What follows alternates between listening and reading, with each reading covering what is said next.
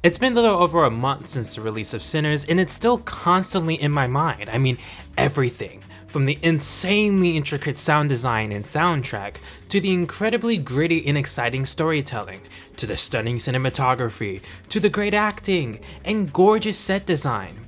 There are so many aspects to this film that I can just drool over for hours, but everyone else has already done that to death, including me on this new podcast called Furs on Film, which you should watch, by the way. It's so good. It's so good. But in this video, I want to explore the impact of this movie and what I think it means for the future of cinema, because I truly think this movie is significant in so many ways. First off, I want to go over how much of a success this movie has been at the box office, as it's been overperforming ever since it came out. I only started making the video on this movie as the numbers slowly started to settle, and even then, we still don't know how much more steam this movie has left. As you probably saw, many people have climbed over each other just to see this film in 70mm IMAX.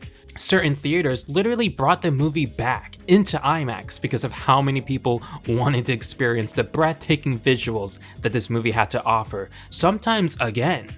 Something that you rarely ever see with movies, and never something you see with horror movies especially. People literally flew across state barriers just to catch it in this format. This kind of excitement for an original horror movie will obviously lead to huge numbers at the box office, but because it is a horror movie, you can expect a certain ceiling whenever it comes to films like this, and especially at a time where people prefer streaming services and it, being post-COVID. Luckily for Coogler, the film has broken so many barriers whenever it comes to how much money it's made. It ended up getting the biggest opening weekend for an original movie in the 2020s decade, which is nothing to scoff at, but to add even more to this movie was also able to continue its success into its second weekend, as is one of the best holds ever seen before in cinema history, with it only losing 4.8% of its first weekend gross, which means it reached over $100 million domestically in just its second week alone. This is unprecedented for horror movies, and for movies in general post-pandemic, and even more impressive when you realize this is a movie that debuted with less than $50 million in its opening weekend. Keep in mind, this is a completely original film, not like a popular IP. Then Thunderbolts came out, and Sinners ended up losing most of its major formats, including IMAX, which was one of the big draws for this movie, so you would expect a huge drop from that, right? Wrong! This only received a 28% decrease from the previous weekend. That means this movie went from making over $40 million over 2 weekends to dropping to $30 million. I don't even have the words for how truly insane this run has been. Overall, the movie since its release, and since this video's release, the film has gained over $300 million globally, easily putting this movie in the top 10 biggest worldwide box office horror releases ever. Domestically speaking, it's already in the top 5, and by the end of its run, it's predicted to make the top 5 globally as well. To see a movie that depicts black culture in its realest and rawest form in a horror thriller with vampires in this perfectly balanced way, it's truly exhilarating to see how huge this movie has become so far. With a budget of $90 million, you can easily expect this film to make its money back, with a profit to back it up as well. This leads me to the next part of the story, which is how the industry seems to not particularly see this with full excitement. When the movie first released, there was a surprising amount of negative press regarding how big the budget was, how this will most likely not make a profit, and was a terrible risk in general. But before we even dig into that, I think it's important to note that a lot of the people mention the fact that the people behind this movie and the context of the culture the movie depicts was the main reason why we saw these huge publications have such a negative view with their coverage of this movie's budget and stuff regarding its profitability. And although to a certain extent there's definitely a racial bias towards black filmmakers or filmmakers of color, I think there is a bit more to the story that meets the eye. Not to take away from the viewpoint that I think is very valid, that criticism being having an acclaimed director's vision have any kind of skepticism after the huge career he's had with the Creed and Black Panther franchises respectively. Mickey 17 was another huge risk created by an ambitious director that ended up flopping at the box office with its major budget of $120 million right before Sinners came out. Both are films that were being distributed by Warner Bros., who are known for very shady actions regarding how they treat their IPs. I can kind of see how someone could view Sinners as a major risk before its release, as it's an original horror movie that is also part period piece, and those don't tend to make an insane amount of money, which is what this movie needed to make. Movies these days are lucky enough to make a profit, unless they're at an event level or have a low enough budget with enough interest to gain back its investment.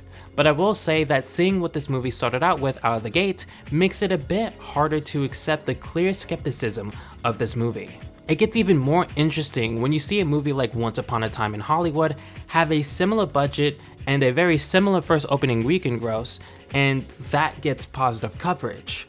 Probably because of acclaimed director Quentin Tarantino, who also happens to be a white guy. Interesting. I wonder if that's gonna come back later. Anyways, like I said, I'm sure it's a mixture of racial bias, it being post-COVID, and this being a completely original movie in a genre that is notorious for not commonly making blockbuster type money.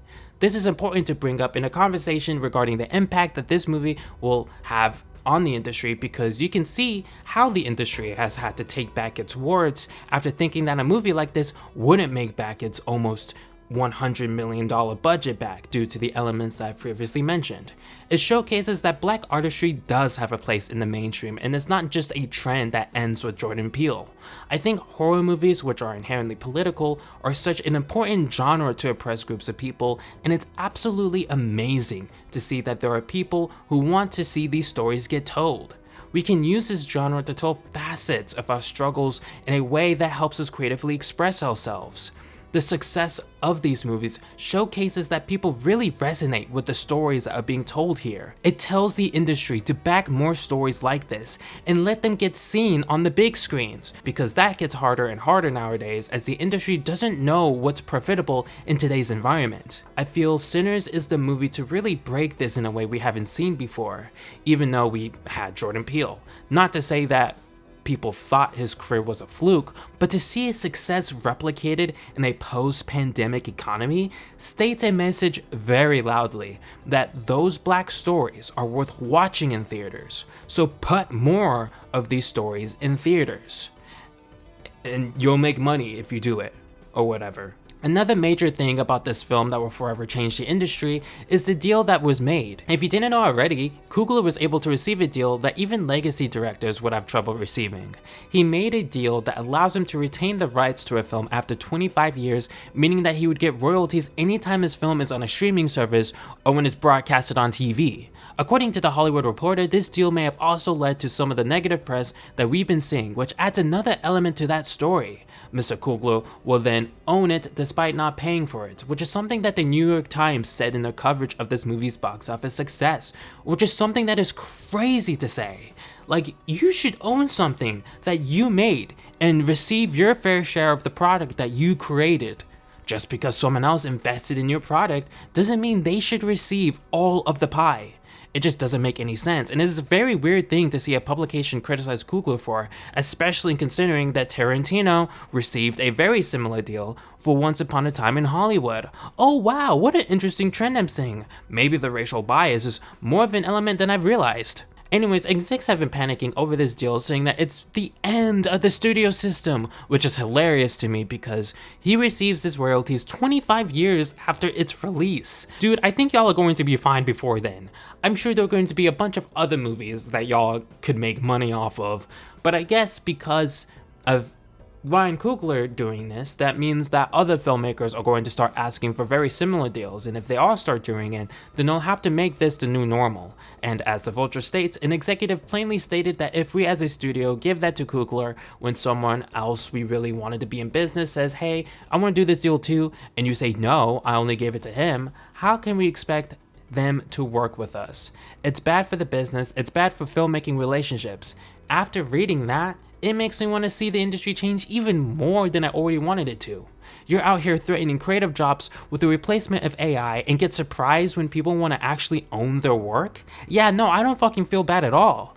First off, they make it seem like Ryan Coogler is just some random filmmaker who isn't one, if not the youngest directors to have $1 billion movie in his pocket, but also that it's bad to let people own their films because it means they won't make money off of it after a certain amount of time. Well, it's genuinely ridiculous, and if that stupid fear led to this negative press, then it makes it even more satisfying to see the explosiveness of this movie's success. Cause now, they have to put their money where their mouth is. It's gonna get harder and harder to exploit filmmakers out of the hard work when they end up having to give these deals to other people, especially after spending decades screwing over actors, writers, and many other people with the lack of residuals after streaming services changed the game. I hope this movie leads to some kind of revolution within the industry that puts creatives on the top over the money-hungry executives who care about nothing but their money. Unfortunately, I read on The Vulture that this deal may be a one-time thing that he did because of the movie's themes and the time he struggled with debt after making Creed, which is honestly crazy considering how much money that movie made. But whatever. Overall, it seems a bit silly for executives to make this as big of a deal than it probably should have been. Yeah, it could lead to a major shift in the industry in terms of you having to treat your people more fairly, but you'll find another way to underpay their value. Anyways, I wanted this video to showcase that this movie is generational in its impact and importance in the cultural zeitgeist and in the industry overall. How long will that impact last? Well, we'll have to see who takes advantage of the window that's been left open. Either way, I hope this leads to a diverse range of movies that studios take risks for, hoping that it will lead to some kind of profit, letting many filmmakers get shots that they otherwise wouldn't have gotten beforehand or would have to rely on indie studios for. Or maybe they'll think people want vampire movies again. Either way, I'm glad Ryan Coogler is finna make some good ass money off of this. Thank you for watching, and before you click off of the video, or before I end the video or whatever, I wanted to thank you guys so much for 1,000 subscribers. I haven't gotten there at the time of the release of this video, but I'm assuming at some point it's gonna get there, which is honestly crazy. I'll have a video that's going to be talking about that later, but I just wanted to thank you guys so much for getting me to this point. And also, please follow me on Letterboxd, where I talk about other movies, and my new podcast, and don't forget to like and subscribe.